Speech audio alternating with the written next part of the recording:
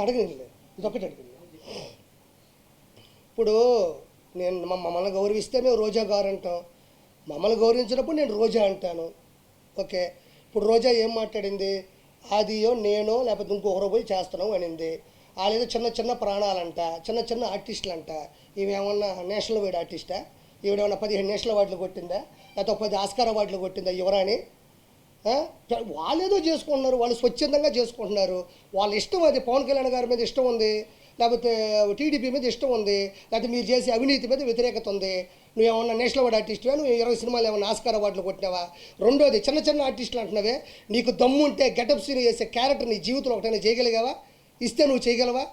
సుధీర్ ఉన్నాడు, కష్టపడ్డాడు, మ్యాజిక్ చేశాడు, వాడు చరిష్మాతో సినిమా హీరో అయినాడు, ఈరోజు అత్యద్భుతం, నీకన్నా 10 రెట్లు ఫాలోయింగ్ ఉంది, వాడితో నువ్వు పోటీ పడగలవా? ఇప్పుడు ఆది ఉన్నాడు, వాడు వచ్చిన తర్వాత జబర్దస్త్ చరిత్రనే మార్చినాడు.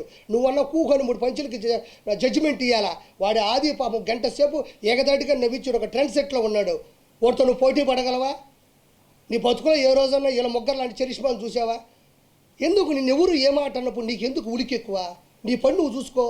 ఈసారికి ఎమ్మెల్యే సీట్లో ఫస్ట్ ఓడిపోయే సీటే మా యువరాణి, మా రోజమ్మ. డిపాజిట్లు రావు నీకు నగిరిలో, గుర్తుపెట్టుకో. డిపాజిట్లు రావు నీకు నగిరిలో. ఉలికి పడమాకు. గౌరవించావు. మేము ఎప్పుడు నీ గురించి బ్యాడ్గా మాట్లాడుకోవాలి. నీకెందుకు ఓడిపోయి అక్కడ చేసుకోండి? చిన్న చిన్న ప్రాణాలా? 7 మంది హీరోలు ఉన్నారా?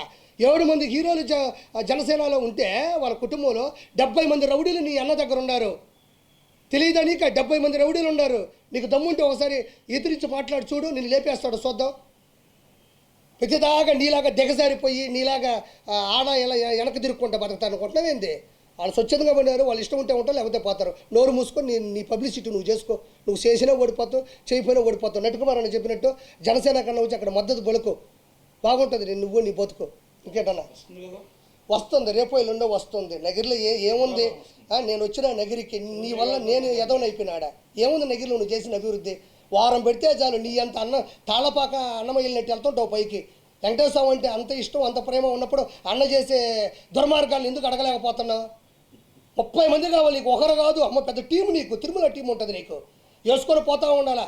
తిరుమలకి అన్నకి సామాన్య భక్తుడు తిరుమలకి వెళ్తే నీ అన్నకి ఇష్టం ఉండదు. ఎందుకంటే పాపం వాడి దగ్గర 1 రూపాయి డబ్బులు ఉండవు, వాడు అన్నదానం తింటాడు, హుండీలో డబ్బులు ఏడు పాపం. మీ అన్న 30,000 పెట్టి వెంకటేశ్వర దగ్గరకు వచ్చినాడే గొప్పవాడు. ఉండు నీకు జూన్ 4వ తారీఖు మొత్తం అందరి లెక్కలు జాలస్తాము. హైదరాబాద్ మారుస్తుంది. జగన్మోహన్ రెడ్డి లండన్ అని పెట్టుకున్నాడు. ఎందుకంటే అదే లండన్లో విజయమాల్య ఉన్నాడు, దొందే 2 ఒకటే. ఆడికి పోతాడు. మా విజయసాయి రెడ్డి ఉన్నాడు, ఏమిరెడ్డి గారి ఎంట్రీ కూడా బీకలేని విజయసాయి రెడ్డి ఏటు. ఏమన్నా ఏమిరెడ్డి ప్రభాకర్ రెడ్డి గారికి పైన విజయసాయి రెడ్డి దిగినాయంటే మీ అతి చేష్టాలు, మీ ఆకృతి చేష్టాలు కాబట్టి ఏమన్నా చేయగలరా మీరు? ఎవరికి? ఓహో, మనోడు అందుకే మొన్న అంటున్నాడు కాలేజీ రూమ్ అంటున్నాడు. అది ఈసారికి కూటమి వస్తుంది, అవతలోడికి ఓటం వస్తుంది. దయచేసి నేను అడిగిన ప్రణాళికల్ని చెయ్యండి. నేను నిష్పక్షపాతంగా స్వచ్ఛందంగా మాట్లాడుతున్నాను. ఈ విషయం ఎవరూ మాట్లాడాల. మన మతాన్ని మనం కాపాడుకుందాం. దయచేసి మన హిందుత్వాన్ని కాపాడుకుందాం. పైన లడ్డు ఇంత ముందులాగా ఉండాలా, అన్నదానం బాగుండాలా, ప్రపంచంలో నలుదిక్కులు వచ్చే వాళ్ళకి అన్ని ఫెసిలిటీస్ ఇవ్వాలా, అందరికీ ఉండాలా, అన్ని మతాలు బాగుండాలా. ఇది నేను మాట్లాడింది. ఈ మా అన్న నాకు ఖచ్చితంగా సీఎం రేసులో ఉండరు, గెలవాలా. 140 నుంచి 150 సీట్లు. నేను అనుకున్న పద్ధతులు ఎక్కువ మాట్లాడాలి. ప్రతిసారి పింఛన్లే, రోడ్లు బాగుపోయిన పర్లే మాకు పింఛన్ ఇచ్చాడు. మా ఇంట్లో ఎవరికన్నా ఉద్యోగం లేదు అయినా 3,000 పింఛన్ ఇచ్చాడు. మా ఇంట్లో మా పిల్లోడు మనవుడు గంజాయి తాగుతున్నాడు అయినా నాకు పింఛన్ ఇచ్చాడు. పింఛను. ఒక కుటుంబంలో ఒక 5 మంది ఉంటే ఒక ఆవిడ ముసలావిడ ఉంటుంది. మిగతా 4 కూడా పింఛన్ ఇవ్వనప్పుడు నీ పింఛన్ కుటుంబం అంతా కాపాడుతుందా? ఇప్పుడు నువ్వే ముసలా ఉన్నామా, నువ్వు డబ్బులు తీసుకునేవో, రేపు నీ బాగాలేకపోతే అంబులెన్స్ వచ్చింది, రోడ్డు బాగలేదు, ఆ రోడ్లో నేను అంబులెన్స్ తీసుకోపోతే పోయి చచ్చిపోయినావు. రోడ్లు బాగాలేవు, నీ పింఛన్ డబ్బులు నేను కాపాడుతుందా? అంబులెన్స్ వేగానే వేస్తుందా? నువ్వు ఏమైనా ఫ్లైట్ వేసుకుని వెళ్ళగలవు 3,000కి? నీ 3,000 కాదు, గుర్తుపెట్టుకో.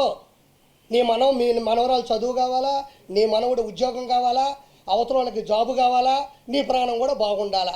ఒక్క పింఛన్ వల్లే కుటుంబాలు బాగుండవు. స్వార్థం తగ్గించుకొని అన్ని డిపార్ట్మెంట్ చెక్ చేసుకోండి. ఉంటా. సంతోషం.